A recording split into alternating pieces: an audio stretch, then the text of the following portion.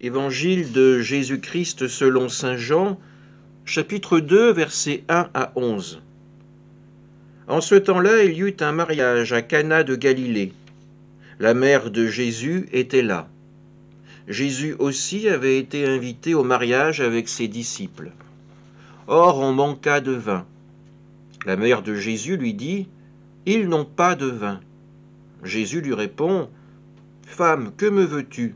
Mon heure n'est pas encore venue. » Sa mère dit à ceux qui servaient, « Tout ce qu'il vous dira, faites-le. » Or il y avait là 6 jarres de pierre pour les purifications rituelles des Juifs.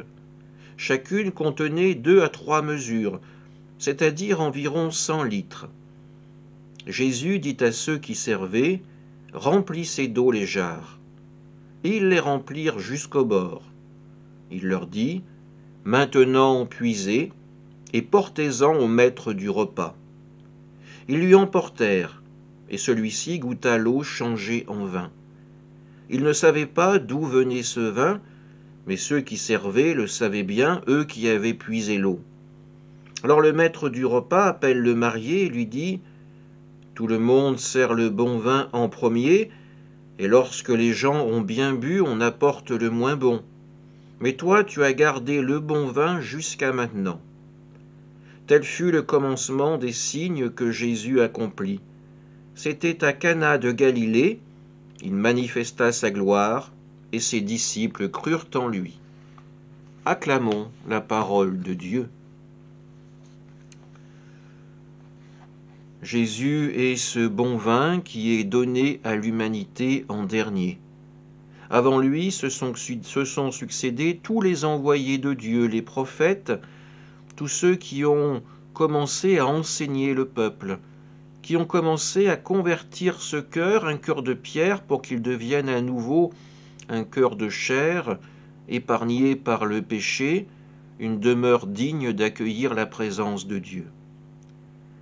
Et à la fin, le Seigneur fait le choix d'envoyer son Fils, le meilleur des vins possibles, pour étancher la soif de l'humanité.